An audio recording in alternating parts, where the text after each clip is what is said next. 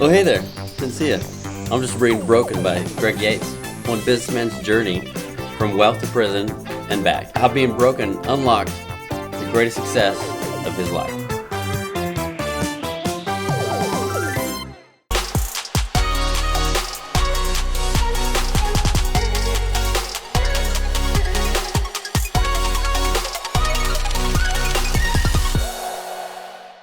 One of the things you feel a great sense of purpose about is that you can help other people who are in these elevated places of leadership, who feel like they're alone, know that they're not alone. They don't have to do it alone, and that there are other people there to stand by them and be with them through the process. Yeah, growing businesses, for me, I started at a young age being entrepreneurial, just like you guys, right?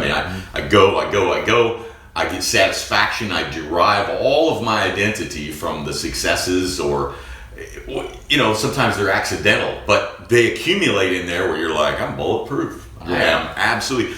And then there's a phase I went through where, as I grew, a lot of the guys I started business with were just my friends, friends and family. And then gradually you start to isolate yourself because you believe that the people who are inputting into your decision making have a vested interest in the decision you're making. I began to further and further distance myself from any true relationships, true friendships. Had thousands of friends, just didn't really have voices speaking to me. And guess what? After a while, the only voices in your life are the ones reflecting back what you're already saying. Right. And so then you feel even smarter.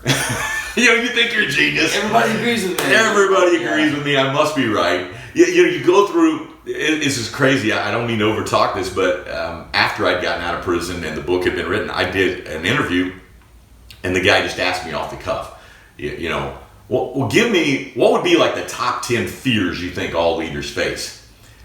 And I was like pulling them off the top of my head, and what I realized was that I had all those fears, and yet I thought I was fearless. Right. I thought it was absolutely the guy who, comfort zone? Yeah, let's blow that thing up right now. Yeah. That was almost my addiction, was this idea of pursuing validation where I thought, I thought, nobody else can go there, so that's where I want to go. Right.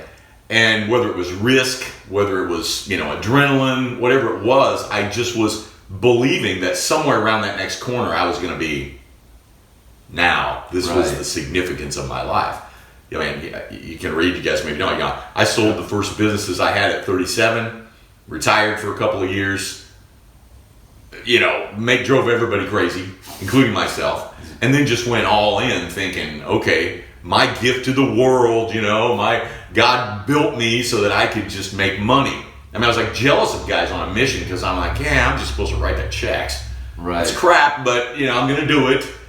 And I just continue to be more dissatisfied, even while I'm racking up millions and millions and millions of dollars of equity and cash and people. This book kind of was me figuring out what happened.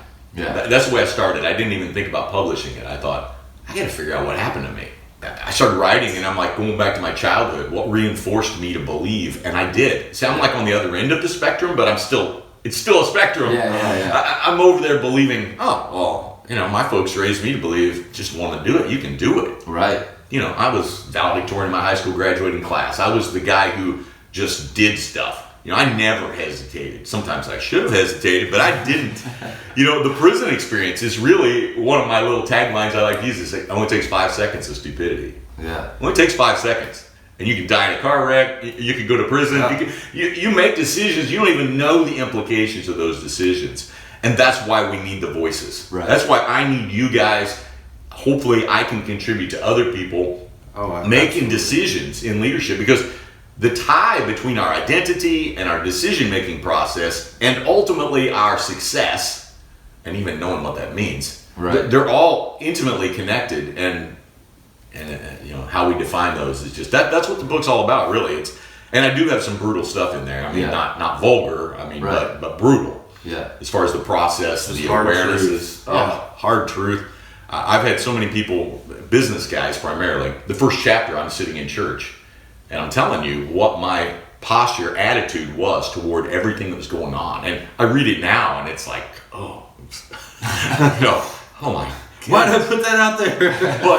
but I've had so many business guys say, I totally get that. Yeah. I totally understand where you're coming from. And then I've had guys, call me or write me and say, I thought this book was about you, dude. It's about me. Yeah. I mean, I feel like you identified all of the things that are influencing my decision-making process, all of the agony that I feel inside that I have to put the shields up and never share with anybody. And how did you do it? And so the broken to breakthrough perspective is really about identifying the fact that we're all broken. Right. We're all broken. Is it catastrophic brokenness? Is it brokenness that's going to land you? No, maybe not.